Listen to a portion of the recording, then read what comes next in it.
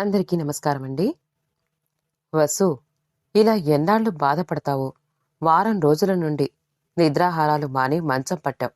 ఇలా అయితే ఆరోగ్యం దెబ్బతినదు. లాలనగా తల మీద చేయి వేసి నిమురుతూ అన్నాడు మధుసూదన్. నేను నేను బ్రతికి ఉండడమే అనవసరం అనుకుంటూ ఉంటే ఇంక నా ఆరోగ్యం పాడైతే మాత్రం నష్టం ఏముందండి అని రెండు చేతుల మధ్య ముఖం పెట్టుకుని గొల్లున ఏడ్చింది వసుంధర. వసు, నువ్వు చదువుకున్నదానివి. నీకు నేను వేరే చెప్పక్కర్లేదు. నేను నేను మాత్రం ఎవరికోసం బ్రతకాలి వసు? మన ఇద్దరం ఒకేసారి. ఇంకా మధుసూదన్ మాట పూర్తి కానే లేదు. ఏవండి, అంత మాట అనకండి. నేను నేను మీ మనసు నొప్పించాను. ఒక్కసారి. ఏ ఆడది తట్టుకోలేని మాట వినేటప్పటికీ తట్టుకోలేకపోయాను. స్నానం చేయండి, ఈలోగా టిఫిన్ చేస్తాను అని మంచం మీద నుండి లేచిన వసుంధరని చూస్తూ ఉంటే ఎన్నో లంఘనాలు చేసిన దానిలా అనిపించింది మధుసూదన్కి. కాల గర్భంలో 10 ఏళ్లు దొర్లిపోయాయి. కాలం దొర్లినా వసుంధర మనస్సులో బాధ అంతకంతకు ఎక్కువ అవుతూనే ఉంది, కానీ తగ్గడం లేదు. మధుసూదన్ ఆఫీస్కి వెళ్ళిపోవడంతో, వంట పని పూర్తి కావడంతో డ్రాయింగ్ రూంలో ఒంటరిగా కూర్చొని ఉంది వసుంధర. బెల్లు ఎవరో కొట్టడంతో తలుపు తీసిన వసుంధర ఎదురింటి 5 ఏళ్ల వికాస్ని చూసి ముఖం సంతోషంతో నిండిపోయింది.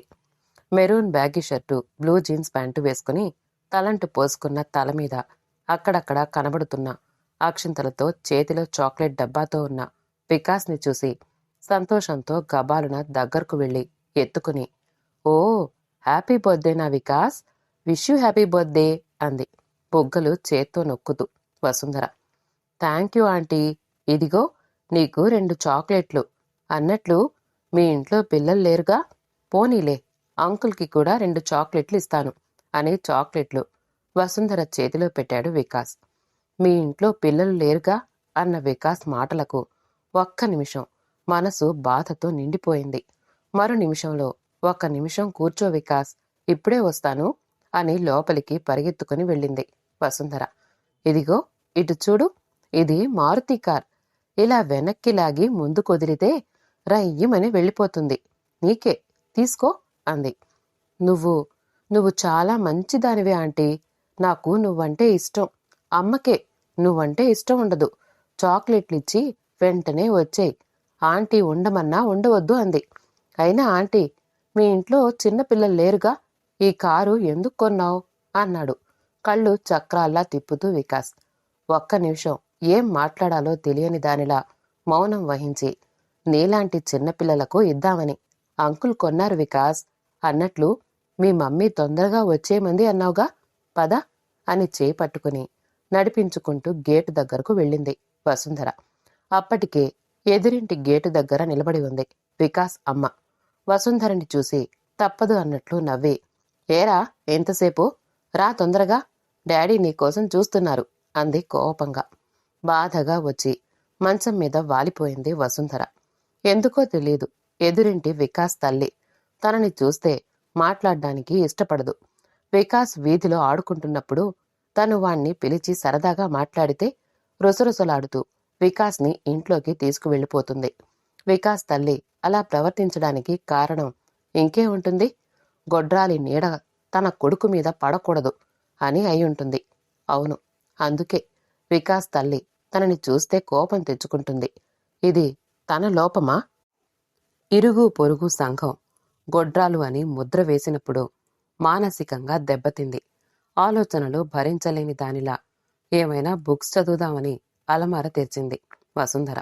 ఎదురుగుండా పెళ్లినాటి ఆల్బమ్స్ కనిపించడంతో అవి తీసుకునొచ్చి కుర్చీలో కూర్చుని తిరగవేసిందో లేదో 2 ఉత్తరాలు కనిపించాయి. చదివిన పాత ఉత్తరాలు అని తెలిసినా విప్పింది. మధుసూదన్కి మీ అక్క దీవించి రాయినది. మీకు ఇక పిల్లలు పుట్టరని తెలిసింది. తమ్ముడు, ఎన్నాళ్ళు పిల్లా జల్లా లేకుండా బ్రతకగలరు? అందుకు కన్నప్రేమను చంపుకుని మా రెండోవాణ్ణి నీకు దత్తత ఇవ్వాలని మీ బావగారు నేను నిర్ణయానికొచ్చాం. కాని ఒక్క షరతు, కన్న తల్లిదండ్రులుగా మా అబ్బాయి భవిష్యత్తు మేము ఆలోచించాలి కదా. మీకున్న ఆస్తిపాస్తులు ముందే మా అబ్బాయి పేరున రాయాలి. అంతేకాదు, నీ రిటైర్మెంట్ అయినాక వచ్చే డబ్బు నీ తదనంతరం వాడికి చెందేటట్లు ముందే రాయాలి. ఇదిగో తమ్ముడు, అక్క ఇలా రాసింది ఏమిటా అని నీకు బాధ కలగవచ్చు. కన్న సంతతి మీద తల్లిదండ్రులకు ఎంత ప్రేమ అనురాగాలు ఉంటాయో ఏ అనుబంధం లేని మీలాంటి పిల్లల్లేని తల్లిదండ్రులకు తెలియదు. మరి మమ్మల్ని ఎప్పుడు బయలుదేరి రమ్మంటావు? వెంటనే ఉత్తరం రాయ్. మరదల్ని అడిగినట్లు చెప్పు. ఇట్లు నీ అక్క పార్వతి. ఉత్తరం చదువుతున్న వసుంధర కళ్లల్లో నీళ్లు నిండుకున్నాయి. అప్రయత్నంగా రెండో ఉత్తరం విప్పబోయింది.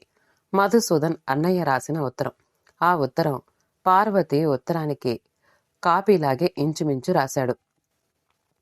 పిల్లలు పుట్టనంత మాత్రాన మమతానురాగాలు, అనుబంధాలు మాలాంటి తల్లిదండ్రులకు తెలియదా?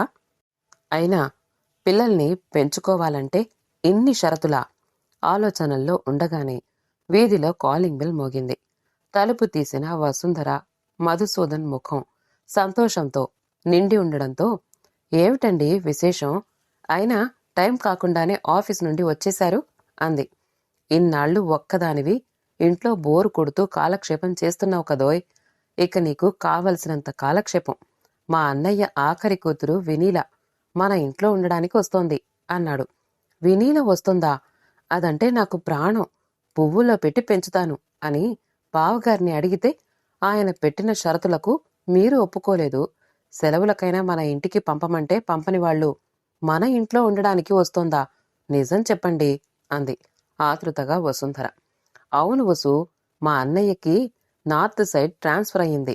వినీల మన ఇంట్లో ఉండి చదువుతాను అందట. అంతేకాదు, వినీల ఇక మీ అమ్మాయే అనుకోండి. మేము చూడ్డానికి వచ్చినప్పుడు ఒకసారి చూపిస్తే చాలు. నేను పొరపాటుగా ప్రవర్తించాను అన్నాడు. అర్జెంటు ఆర్డర్స్ వచ్చాయట అక్కడ అన్నయ్యని జాయిన్ అవ్వమని. వినీల సాయంకాలం 5 గంటలకు మన ఇంట్లో ఉంటుంది. నేను స్టేషన్కి వెళ్ళి తీసుకురావాలి. అందుకే ఒక పూట సెలవు పెట్టి వచ్చాను అన్నాడు మధుసూదన్. నాకు నిజంగా చెప్పలేని సంతోషంగా ఉందండి. చిన్నప్పటి నుండి వినీలకి నా దగ్గర చేరిక ఎక్కువ. నాకు అదంటే ప్రాణం. పోనీలేండి, భగవంతుడికి మన మీద జాలి వేసి ఉంటుంది. ఆనందంతో కళ్లల్లో నీళ్లు నిండుకున్నాయి వసుంధరకి. సీతమ్మ, మా అమ్మాయి సాయంకాలం ట్రైన్కి వస్తుంది. రేపటి నుండి నాకు బోలెడు పనుంటుంది. రోజులా కాకుండా పెందలాడే గిన్నెలు కడగడానికి రావాలి, తెలిసిందా అంది వసుంధర. అమ్మా, తమరు ఏమీ అనుకోనంటే చిన్న మాట. మొగుడు లేని దాన్ని, 4 పిల్లలు, రెక్కాడితే గాని డొక్కాడదు. ఎన్నో ఏళ్ల బట్టి మీ ఇంట్లో పని చేస్తున్నాను. మా పెద్ద పిల్ల లక్ష్మి ఖాళీగా ఉంది. అది పని చేసే అమ్మగారు ట్రాన్స్ఫర్ అయి వెళ్ళిపోయారు. మీరు ఇంత ముద్ద పడేస్తే మీ చేతి కింద పని చేసుకుంటూ ఉంటుంది. నేను 5 ఇళ్ల పని చెయ్యాలమ్మా అంది బ్రతిమిలాడుతున్న ధోరణిలో సీతమ్మ. నాకు మరీ మంచిది సీతమ్మ. నువ్వు చెప్పినట్లుగానే మా ఇంట్లో ఉంచుకుంటాను. అన్నట్లు జీతం ఎంత ఇవ్వమంటావు అంది వసుంధర. అమ్మా, తమరు ఏమి అనుకోనంటే చిన్న మాట. దానికి చదువుకోవాలని ఆశమ్మా. రిబ్బన్లు కొనుక్కోమని డబ్బులిస్తే 5వ తరగతి పుస్తకం కొనుక్కుంది. లక్ష్మి నాన్న చనిపోయి చదువు ఆగిపోయింది. తమరు ఖాళీగా ఉన్నప్పుడు 4 ముక్కలు చెప్తే చాలు. ఇక జీతం ఎందుకమ్మా అంది. నీకు ఇచ్చే జీతం దానికిస్తాను సీతమ్మా. ఇక చదువంటావా? ఖాళీగా ఉన్నప్పుడల్లా చెప్తాను. మా అమ్మాయి వచ్చే టైం అయింది. నేను టిఫిన్ చెయ్యాలి. రేపటి నుండి లక్ష్మిని మా ఇంట్లో ఉండడానికి పంపు అంటూ హడావిడిగా వంటగదిలోకి దారి తీసింది వసుంధర. వీధి తలుపు బార్లా తెరిచి కూర్చుంది వసుంధర. ఆటో ఆగగానే ఆటోలో నుంచి వినీలా దిగి పరుగున వచ్చి వసుంధరను కౌగిలించుకుని, పిన్ని బాగున్నావా అంది. వినీలా, నువ్వెలాగున్నావమ్మా? ఒక్క ఏడాదిలో ఎంత పొడవైపోయావమ్మా? నాన్నగారు, అమ్మ అందరూ బాగున్నారా అంది. నాన్నగారు ఈరోజు నన్ను ట్రైన్కి వచ్చి ఎక్కించారు పిన్ని. రేపు వాళ్ళందరూ వెళ్ళిపోతున్నారు. నిజం చెప్పాలంటే 5వ తరగతిలో నేను నీతో ఇక్కడికొచ్చేస్తాను అని అల్లరి పెట్టాను. గుర్తుందా పిన్ని? వాళ్లు పంపలేదు. ఇన్నాళ్లకు నా కోరిక తీరింది పిన్ని. ఇక నేను ఇక్కడే ఉండిపోతాను పిన్ని. వినీలా, చాలా సంతోషమమ్మా. పద, ఎప్పుడు తిన్నావో ఏమిటో. నీకిష్టమైన పాయసం చేశాను. జీడిపప్పు వేసి పకోడీలు చేశాను అంది. భార్య సంతోషాన్ని కన్నార్పకుండా చూడసాగాడు మధుసూదన్. అన్నట్లు పిన్ని, చిన్నాన్నకిష్టమని అమ్మ అరిసెలు, మినపసున్నులు చేసింది. ఆ సంచిలో ఉన్నాయి అని పెట్టె పట్టుకుని బెడ్రూంలోకి నడిచింది. అన్నట్లు పిన్ని, నేను ఏ రూంలో పడుకోవాలి?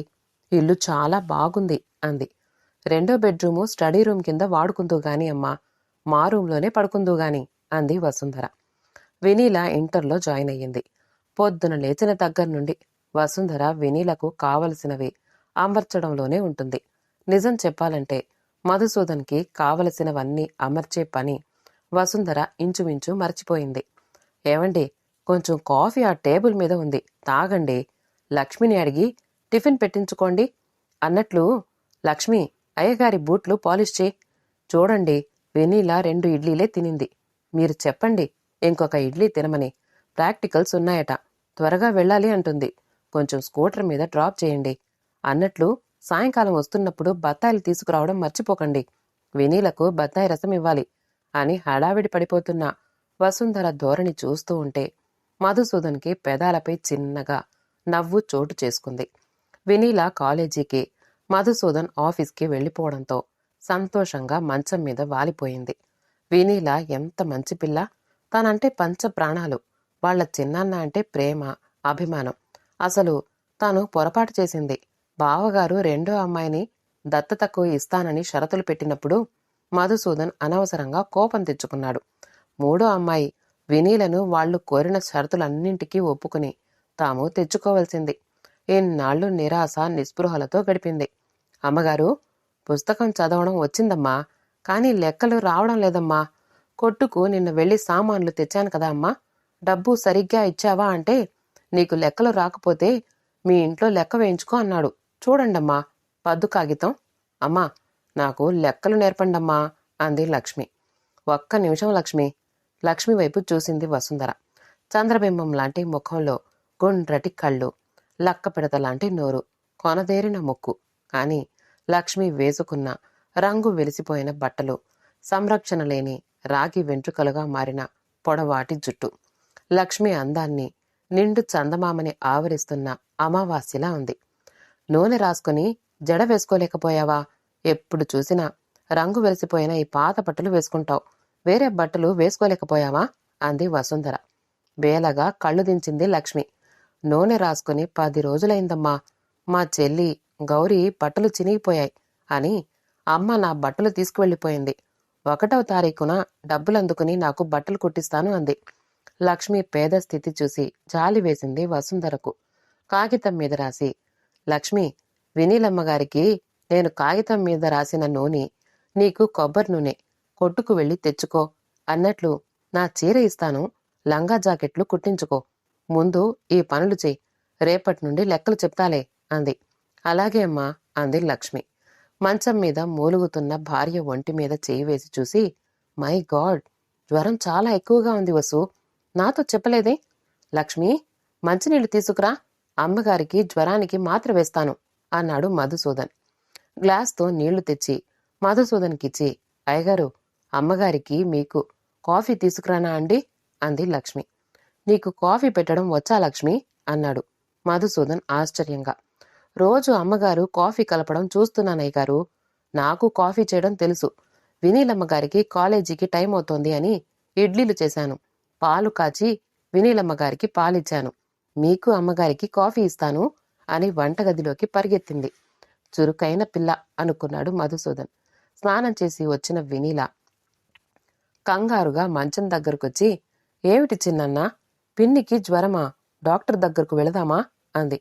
చిన్నగా కళ్ళు విప్పిన వసుంధర, కంగారేం లేదమ్మా, ఈరోజు చూసి రేపు వెళ్తాను, నీకు టిఫిన్ పెడతాను అని మంచం మీద నుండి వసుంధర లేవబోయింది. 2 కాఫీ కప్పులతో మంచం దగ్గరకొచ్చి, అమ్మగారు, మీరు లేవకండి, వినీలమ్మగారికి టిఫిన్ టేబుల్ మీద పెట్టాను. కాలేజీకి వెళ్లేటప్పుడు తాగడానికి బత్తాయి రసం తీశాను అంది. వసు, ముందు కాఫీ తాగు అన్నాడు మధుసూదన్. ఎలా కలిపిందో కాఫీ అని వసుంధర అనేంతలో, అచ్చం మీరెలా కలుపుతారో అలాగే కలిపానమ్మగారు కాఫీ అంది. కాఫీ తాగుతూ, బాగా చేసిందండి కాఫీ అంది మెచ్చుగోలుగా వసుంధర. ప్రతి పని చేతిలోది అందుకుంటూ చకచక పని చేసే లక్ష్మిని చూస్తూ ఉంటే మెచ్చుకోకుండా ఉండలేకపోతోంది వసుంధర. కాలం దొర్లుతోంది వసుంధర విషయంలో సంతోషంగా. వెనీల డిగ్రీ ఫైనల్ ఇయర్లోకొచ్చింది. లక్ష్మిని ప్రైవేట్గా 10th క్లాస్ కట్టడానికి అప్లై చేయించింది వసుంధర. అమ్మగారు, దేవుడి గది కడిగి పువ్వులు తెచ్చి పెట్టాను అంది లక్ష్మి. ఒంట్లో బావుండలేదే లక్ష్మి, తలంతా తిరుగుతోంది. బీపీ గాని ఎక్కువయిందో ఏమో అంది వసుంధర. అమ్మో, మొన్న అయ్యగారికి బీపీ ఎక్కువై 4 రోజులు హాస్పిటల్లో ఉన్నారు. డాక్టర్ గారు అయ్యగారిని బీపీ అప్పుడప్పుడు చెకప్ చేయించుకోవాలి అన్నారు. మీరు కూడా అశ్రద్ధ చేస్తున్నారు అంది కంగారుగా లక్ష్మి. ష్, గట్టిగా అనకే. అయ్యగారు వినీలా వింటే ఇప్పుడే హాస్పిటల్కి బయలుదేరమంటారు. అసలే వినీలకు పరీక్షలు అంది. మధుసూదన్ ఆఫీస్కి, వెనీలా కాలేజీకి వెళ్ళిపోయారు. నెమ్మదిగా శక్తి తెచ్చుకుని దేవుడి గది దగ్గర కూర్చుని పూజ అయింది అనిపించి మంచం మీద వచ్చి వాలిపోయి, లక్ష్మి, మంచినీళ్లు పట్టుకురా అని లక్ష్మి తెచ్చిన నీళ్లతో మందులు వేసుకుంది వసుంధర. ఇప్పటిదాకా టిఫిన్ తిన్నారు కాదు, ఒంట్లో బాగాలేనప్పుడు పూజ ఎందుకు చేయడమమ్మా అంది లక్ష్మి. లక్ష్మి, నా చివరి ఊపిరి ఉన్నంత వరకు దేవుడికి పూజ చెయ్యాలి. నేను జీవితంలో పొందలేను అనుకున్న ఆనందాన్ని నాకిచ్చాడు. దేవుడు మనం కోరిన కోరికలు తీరుస్తాడు అంది విప్పారిన నేత్రాలతో. అలా అమ్మగారి వైపు చూస్తూ ఉండిపోయింది లక్ష్మి. ఏవండి, వినీలకు డిగ్రీ పూర్తయిపోతుంది. ఒకవేళ మీ అన్నయ్య గారొచ్చి వినీలను తీసుకుని వెళ్ళిపోతారో ఏమో. వినీలా వినీలా మన కూతురే కదండి, చెప్పండి అంది మధుసూదన్ చేయి పట్టుకుని ఆవేదనగా వసుంధర. పిచ్చి వసు, అన్నయ్య మనకు పిల్లలు లేరన్న బాధతోనే వినీలను మన దగ్గర వదిలాడు. సెలవులు వచ్చినా కూడా వాళ్ళొచ్చి చూసి వెళుతున్నారు. మొదట్లో ఏదో రెండో దాన్ని ఇవ్వడానికి షరతులు పెట్టాడు కానీ తర్వాత తన తప్పు తాను తెలుసుకునే వినీలను మన దగ్గర ఉంచాడు. అయితే వినీలా మన కూతురే కదండి అంది సంతోషంగా వసుంధర. నీ కూతురేలే వసు అని మధుసూదన్ నవ్వుతూ అన్నట్లు, పాపం లక్ష్మికి పనితోనే సరిపోతోంది. 10th పరీక్షలకు పంపుతున్నావు, అన్ని సబ్జెక్టులు చెప్తున్నావా అన్నాడు. సర్లేండి, లక్ష్మి గురించి మీరు నాకు చెప్పాలా? అసలు దాని తెలివితేటలు ఎవరికి ఉన్నాయండి? ఈరోజు పరీక్ష పెడితే రాయడానికి సిద్ధంగా ఉంది అంది నవ్వుతూ వసుంధర. వినీల పరీక్షలైన వెంటనే వినీల తల్లిదండ్రులు రావడం చూసి ఒక పక్క సంతోషంగా ఉన్నా మరోపక్క వసుంధర గుండెలు దడదడలాడేసాగాయి. మధు, వినీలకు పెళ్లిడొచ్చింది. మా ఫ్రెండ్ కొడుకు సంబంధం కూడా రెడీగా ఉంది. అబ్బాయి ఈ ఊళ్ళోనే బిజినెస్.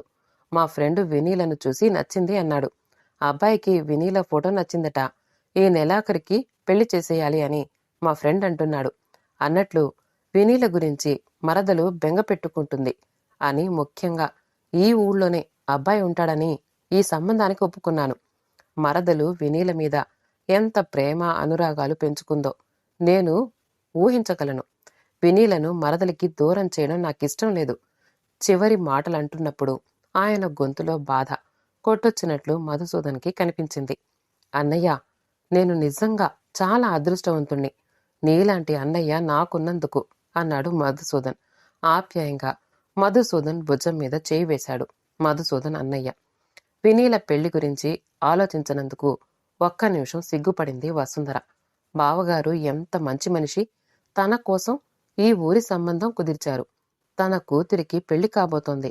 తన చిన్నారి తల్లిని నవవధువుగా చూడబోతోంది. వసుంధర ఒంటి మీద నగలు తప్ప లాకర్లో నగలన్నీ తీసి వినీలకిచ్చేయడం, పెళ్లి బట్టలన్నీ వసుంధర మధుసూదన్ కొనడం, పెళ్లి ఖర్చంతా వాళ్లే భరించడం చూసి వినీల తల్లిదండ్రులతో పాటు చుట్టాలందరూ ఆశ్చర్యపోయారు. కాపురానికి వినీల వెళుతున్నప్పుడు వసుంధర వినీలను విడిచిపెట్టలేకపోయింది. వసు, నీకేమైనా మతిపోతోందా? ఊర్లోనే ఉంటుంది. ఎప్పుడు చూడాలి అని అనుకుంటే అప్పుడే చూడొచ్చు, లేదా మన ఇంటికి తెచ్చి ఉంచుకోవచ్చు. అయినా వసు, ఒక్క నిజాన్ని తెలుసుకో. 9 మాసాలు మోసి కనీ పెంచిన తల్లిని, కష్టాలు పడైనా కోరిన కోరికలు తీర్చిన తండ్రిని పిల్లలు రెక్కలొచ్చిన పక్షుల్లా వదిలివేస్తారు. చివరికి ఆ తల్లిదండ్రులు ఒంటరిగానే మిగిలిపోతారు అని మధుసూదన్ అనగానే, ఏమో, నాకు వాళ్ల గురించి తెలియదండి. నేను మాత్రం వినీలను చూడకుండా ఉండలేను అంది బాధగా వసుంధర.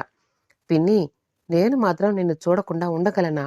నన్ను చూడాలని ఉంటే ఫోన్ చెయ్యి, వచ్చేస్తాను అని వసుంధరను పెనవేసుకుపోయింది వినీల. వసుంధర వినీల మధ్య ఆత్మీయతను చూసి అలా చూస్తూ ఉండిపోయాడు నవీన్. నవీన్ కళ్లల్లో కన్నీటి తెర చోటు చేసుకుని, ఆంటీ, రోజు ఒక్కసారి వినీలను తీసుకొచ్చి మీకు చూపెడతాను అన్నాడు ఆప్యాయంగా నవీన్. బాబు నవీన్, నేను చాలా అదృష్టవంతురాలిని అంది వసుంధర. మధుసూదన్కి సడన్ గా బీపీ పెరిగి ఆఫీస్లో స్పృహ కోల్పోవడంతో హాస్పిటల్లో జాయిన్ చేసి ఇంటికి ఫోన్ చేశారు ఆఫీస్ వాళ్ళు. అదురుతున్న గుండెలతో దుఃఖాన్ని ఆపుకుంటూ హాస్పిటల్కి వెళ్ళింది వసుంధర. బీపీ బాగా ఎక్కువయ్యి స్పృహ కోల్పోవడంతో సైడ్ ఎఫెక్ట్స్ రాకుండా బీపీ తగ్గే వరకు హాస్పిటల్లో ఉండాలి అని డాక్టర్ గారు చెప్పడంతో భయంతో వినీలకు ఫోన్ చేసి పరిస్థితి అంతా చెప్పింది వసుంధర. సాయంకాలం అవుతున్నా వినీల రాకపోవడంతో వచ్చేస్తున్నాను పిన్ని అని ఫోన్లో చెప్పిన వినీల ఇంకా రాలేదేమిటి అని గుమ్మం వైపు చూడసాగింది వసుంధర. క్యారేజీ పట్టుకుని తలకి స్నానం చేసి జారుజడకి రబ్బర్ బ్యాండ్ వేసి వినీల పాత పంజాబీ డ్రెస్సు వేసుకుని నుదుట ఎర్రని బొట్టుతో లక్ష్మి వసుంధర దగ్గరకొచ్చి, అమ్మా, అయ్యగారికి ఎలా ఉందమ్మా అని అడుగుతున్న లక్ష్మి కళ్ళల్లో నీరు నిండుకుంది. అయ్యగారికి అలాగే ఉంది. నేను భోజనం చేయలేను. ఎందుకే క్యారియర్ తెచ్చావు? నా ఒక్కదాని కోసం వంట చేశావా అంది వసుంధర. వంట ఎప్పుడో చేశానమ్మా. ఈవేళ శుక్రవారం కదమ్మా. మీరు ఇక్కడున్నారు. దేవుడి గది కడిగి దేవుడి సామాన్లన్నీ తోమి తలకి నీళ్లు పోసుకుని పూజ చేసి వచ్చేటప్పటికి ఆలస్యమైందమ్మగారు. వసుంధర ఒక్క నిమిషం లక్ష్మి వైపు చూసి, పూజ నువ్వు చేశావా అంది. భయంగా ఒక్క నిమిషం వసుంధర వైపు చూసి, క్షమించండి అమ్మగారు. శుక్రవారం రోజున మీకు ఒంట్లో ఎంత బాగుండకపోయినా పూజ చేస్తారు. మనం కోరిన కోరికలు దేవుడు తీరుస్తాడు అని మీరు ఆ రోజు చెప్పారు కదమ్మగారు. అందుకని అయ్యగారి ఆరోగ్యం బాగుపడాలని, జబ్బు తగ్గిపోవాలని. లక్ష్మి అని నీళ్లు నిండుతున్న కళ్లతో లక్ష్మి చెయ్యిని తన చేతుల్లోకి తీసుకుంది వసుంధర. పిన్ని, చిన్నాన్నకి ఎలాగుంది అంది కళ్లల్లో నీళ్లతో వసుంధర చెయ్యి పట్టుకుని వినీల. ఆఫీస్ నుండి రాగానే వినీల చెప్పింది. చాలా కంగారు పడిపోయాను. ఎలాగుందండి మావయ్య గారికి అన్నాడు నవీన్. బాగానే ఉంది బాబూ. ఇంతకు మునుపు కొద్దిగా కళ్ళు తెరిచి చూశారు. డాక్టర్ గారు ప్రమాదం లేదు అని అన్నారు. పొద్దున 10 గంటల నుండి మీకోసం చూస్తున్నాను. ఎంత కంగారు పడకూడదు అన్న నా మనసు. అప్పటికే వసుంధర కళ్లల్లో నీళ్లు నిండుకుని మాట పూర్తి చేయలేకపోయింది. ఏమిటి, 10 గంటలకు మావయ్య గారిని హాస్పిటల్లో జాయిన్ చేశారా అని నవీన్ ఆశ్చర్యంగా అంటూ ఉండగానే, చెప్పాను కదండి, నేను బయలుదేరబోతున్నాను. మీ అంకుల్ ఆంటీ వచ్చారు అంది వినీల. వస్తే వచ్చారు. ఇలా మీ చిన్నాన్నగారికి ఉన్నప్పుడు వాళ్ళొస్తే మర్యాదలు చెయ్యాలా అని నవీన్ అంటూ ఉండగానే, అబ్బబ్బా ఉండండి అని, చిన్నన్నా, నేను వినీలనొచ్చాను. ఒక్కసారి చూడు చిన్నాన్నా అంది. వసుంధర కళ్లల్లో నీళ్లు నిండుకున్నాయి. చూడు వినీలా, మీ పిన్నిగారు బాగా బెంగపెట్టుకున్నారు. నువ్వు తోడుగా ఉంటే మీ పిన్నిగారికి ధైర్యంగా ఉంటుంది. నీ బట్టలు ఏవి తేవాలో చెప్తే తీసుకొస్తాను. అది కాదండి, మీ ఆంటీ అంకుల్ ఇంట్లో. వినీల మాట పూర్తి కాలేదు. ఉంటే ఉన్నారులే. వాళ్లకు తోయక నెలకి 2 సార్లు మన ఇంటికొస్తూ ఉంటారు. వాళ్ళు వండుకు తింటారు గాని అని నవీన్ అనగానే, వద్దులే నవీన్, హాస్పిటల్లో ఏ ఉండగలదు వినీలా. ఇంటికి వెళ్ళిపో అమ్మా అంది వసుంధర. రేపొద్దున్నే వచ్చేస్తాను పిన్ని అంది వినీల. పొద్దున్నే హాస్పిటల్కి పాలు, కాఫీ ఏం పంపాలో అడుగు. పొద్దున్నే నువ్వు రెడీ చేస్తే నేను హాస్పిటల్లో ఇచ్చేస్తాను అన్నాడు నవీన్. అయ్యో, నాకన్నా లక్ష్మి కాఫీ బాగా కలుపుతుందండి. మా లక్ష్మి చేసిన కాఫీ ఇంట్లో అందరికీ ఇష్టం. ఏం పిన్ని, నేను కాఫీ పంపనా అంది. ఎందుకమ్మా? వెన్నీలా, లక్ష్మికి అన్ని పనులు వచ్చు. భోజనం నాకు తీసుకురావద్దు అని చెప్పినా క్యారియర్ తెచ్చింది. చిన్నాన్నకి స్పృహ వస్తే నిన్ను చూడాలని ఆరాటపడతారు. రేపు ఒక్కసారి రామ్మా అంది వసుంధర. అలాగే పిన్ని అంది వినీల. వినీలా, వినీలా, నా వినీల, నా చిన్నారి తల్లి ఎక్కడా? రామ్మా. కళ్ళు తెరవకుండానే నెమ్మదిగా పలవరిస్తున్న మధుసూదన్ని చూసి, ఏవండి, మన వినీల వచ్చి వెళ్ళిందండి. మీకోసం కళ్ళ వెంట నీళ్లు పెట్టుకుంది. ఇంకొంచెం సేపట్లో వస్తుందండి అంది భర్త చేయి పట్టుకుని బుజ్జగిస్తూ వసుంధర. నెమ్మదిగా కళ్ళు తెరిచాడు మధుసూదన్. మన వినీల, మన అమ్మాయి వచ్చిందా అని కళ్ళు తెరిచి వసుంధర వైపు చూసి నెమ్మదిగా కళ్ళు మూసుకున్నాడు మధుసూదన్. వసుంధర ఒక్క నిమిషం భర్త ప్రవర్తనకు ఆశ్చర్యపోయింది. ఇన్నాళ్ళు తను ఒక్కతే పిల్లలు లేనందుకు బాధపడుతోంది అని అనుకుంది. కాని తన భర్త వినీల పట్ల ఎంతో అనుబంధాన్ని పెంచుకున్నాడు. క్యారియర్ పట్టుకుని లక్ష్మి రావడం చూసి లక్ష్మి, నేను వినీలమ్మ గారింటికి వెళ్ళొస్తాను. ఒక్క అరగంటలో అయ్యగారి దగ్గర నువ్వు కూర్చో అంది. అలాగే అమ్మగారు అంది. ఆటోని పిలిచి ఎక్కి వినీల ఇంటికి వెళ్ళింది. గడియ పెట్టి ఉంది. కాలింగ్ బెల్ కోసం చూసి కనిపించగానే చెయ్యి పెట్టేటంతలో నవీన్ మాటలు కోపంగా వినబడ్డాయి. వినీలా, చచ్చా, నిన్ను ఏమనాలో కూడా తెలియడం లేదు. మీ చిన్న అన్న పిన్ని ప్రాణప్రదంగా నిన్ను పెంచారని చెప్పావు. ఆవిడకు నిన్ను చూస్తే చాలు కళ్లల్లో కోటి కాంతులు వెలుగుతాయి. అంత ఆపదలో వాళ్లుంటే కూతురిగా ఆవిడకు ఎంతో సహాయంగా ఉండవలసింది. అమాయకంగా ఏమీ తెలియనట్లు తప్పించుకున్నావు. పోనీ అదలా ఉంచు. పొద్దున మీ చిన్నాన్నను హాస్పిటల్లో జాయిన్ చేస్తే నేనొచ్చే వరకు హాస్పిటల్కి వెళ్ళావు కావు. అబ్బబ్బా, మీ స్పీచ్ ఇక ఆపండి. ముందు ఈ నేతి సున్నలు అరిసెలు తినండి. మిమ్మల్నే అంది వెనీల. అన్నట్లు మీ నాన్నగారు అమ్మగారు మీ చిన్నాన్నగారికి ఇష్టమని అరిసెలు సున్నుండలు సగం పంపమని ఉత్తరం రాసి పంపిస్తే ఆంటీలు అంకుళ్ళు అంటూ వీధుల అందరికీ పంచావు కానీ సొంత వాళ్లకి 10 రోజులవుతున్నా ఇవ్వలేదు. పాపం, ఈలోగా ఆయనకు జబ్బు చేసి హాస్పిటల్ పాలయ్యారు. ఏమిటి, ఇందాకటి నుండి చూస్తున్నాను. ఒకటే వాళ్ల కోసం ఇదైపోతున్నారు. అసలు నన్ను కాదు, మిమ్మల్ని పెంచుకోవలసింది వాళ్ళు కోపంగా అంది. నన్ను నన్ను నన్నే పెంచుకుంటే వాళ్ల కాళ్లు కడిగి నెత్తిమీద చల్లుకునేవాణ్ణి. ఆపదలో ఇలా వాళ్లని ఒంటరిగా వదిలేవాణ్ణి కాదు. నీ అంత స్వార్థపరురాల్ని. నవీన్ మాట పూర్తి కాలేదు. కోపంగా అంది వినీల. ఓకే, నేను స్వార్థపరురాల్నే. నిజం చెప్పాలంటే నా స్టడీస్ కోసం వాళ్ళింటికి వెళ్ళాను. ఇంకా నిజం చెప్పాలంటే గొడ్రాలు మా పిన్ని. ఇటు నా చదువు అవుతుంది, అటు నాకు ఏమైనా పెడతారు అనుకున్నాను. నేను అలా అనుకోవడానికి కారణం ఉంది. చిన్నప్పటి నుండి నేనంటే పిచ్చి ఇష్టం ఆవిడికి.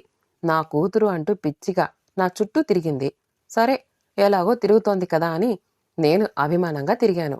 వాళ్ళు నా చుట్టూ ప్రేమ అనురాగాలు అల్లుకుంటే నేను బాచురాలినా? నన్ను వాళ్ళు ఎంత పెంచితే మాత్రం ఆ వెధవ హాస్పిటల్ చుట్టూ తిరగమంటారా?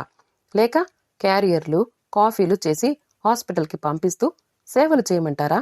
ఈరోజు హాస్పిటల్కి వెళ్ళకపోతే కొంపలు మునిగిపోగాని ఈరోజు వెళ్ళకపోతే నాకిష్టమైన సినిమా చూడ్డం మిస్ అవుతుంది. మీరు నన్ను వేలెత్తి చూపక్కర్లేదు. రేపు వెళతాన్లేండి అని వినీల మాట్లాడుతూ ఉండగానే రోడ్డు మీదకొచ్చింది వసుంధర. కాళ్ళు వనకడం లేదు. శరీరం జలధరించడం లేదు. కళ్లల్లో నీళ్లు ఒక్క చుక్క రావడం లేదు. బండరాయిలా అయిన మనసుతో నడుస్తోంది వసుంధర. వేది తలుపులు బార్లా తెరిచున్నాయి. మధుసూదన్, వసుంధర గుమ్మం వరకు వచ్చారో లేదో. అమ్మగారు, ఒక్క నిమిషం ఆగండి అని పళ్ళెంతో ఎర్రనీళ్లు దిష్టి తీసే సామగ్రితో వచ్చి మధుసూదన్కి దిష్టి తీయసాగింది లక్ష్మి. తలకి స్నానం చేసిన పొడవైన కురులు నుదురి మీద ఎగురుతున్నాయి. ఎర్రని కుంకుమ నుదుట మీద మెరిసిపోతోంది. వసుంధర ఇచ్చిన పాత చీర కుట్టించిన లంగా జాకెట్టు వేసుకుంది లక్ష్మి. దిష్టి తీయడం పూర్తి చేసి, అయ్యగారు లోపలికి రండి అంది.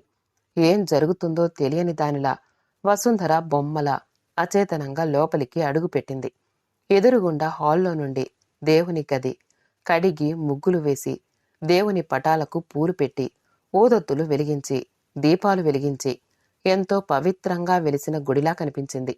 ఒక్క నిమిషం అలా దేవుని గదివైపు చూస్తూ ఉండిపోయింది వసుంధర. భయంగా కళ్ళెత్తి వసుంధర వైపు చూసి, అమ్మగారు, ఈరోజు శుక్రవారం. మీరు హాస్పిటల్లో ఉన్నారు. అయ్యగారికి జబ్బు తగ్గిపోవాలని దండం పెట్టుకున్నాను. ఇక నేను ఎప్పుడూ లక్ష్మి, నువ్వే చెయ్యాలి పూజ. మట్టిలో మాణిక్యాన్ని గుర్తించలేని వెర్రిదాన్ని. ఇన్నాళ్ళు నీకు చాలా అన్యాయం చేశాను లక్ష్మి. గబాలున లక్ష్మిని దగ్గరకు లాక్కుని హృదయానికి హత్తుకుని, ఏవండి, ఇటు చూడండి. లక్ష్మి ఎవరనుకున్నారు? మన కూతురు, మన అస్సలు కూతురు. స్వచ్ఛమైన మనస్సుతో మీరు త్వరగా కోలుకోవాలని భగవంతుణ్ణి వేడుకున్న ఆణిముత్యం. నేను గొడ్రాలిని. మీరు సంతానం లేని నిర్భాగ్యుడిగా సంఘంలో ముద్రపడ్డా పర్వాలేదండి. మనస్ఫూర్తిగా చెప్తున్నాను. మేలిమి బంగారం లాంటి లక్ష్మికి తల్లిదండ్రులం. నాకు చాలా సంతోషంగా ఉందండి. మన అసలు కూతురు లక్ష్మి. అంతవరకు ఒక్క బొట్టు నీళ్లు రాని వసుంధర కళ్లల్లో కట్టలు తెంచుకున్న నదిలా కళ్ల నుండి కన్నీళ్లు రాసాగాయి. కళ్లల్లో నిండుతున్న నీళ్లు చెంపలని తుడుచుకోవడం మర్చిపోయి ఆప్యాయంగా లక్ష్మిని దగ్గరకు తీసుకుని తల మీద చెయ్యి వేశాడు మధుసూదన్. కథ సమాప్తమండి. కథ నచ్చితే లైక్ చేయండి, షేర్ చేయండి. మా ఛానల్ని సబ్స్క్రైబ్ చేసుకోండి. మళ్ళీ కలుద్దాం ఇంకో మంచి కథతో.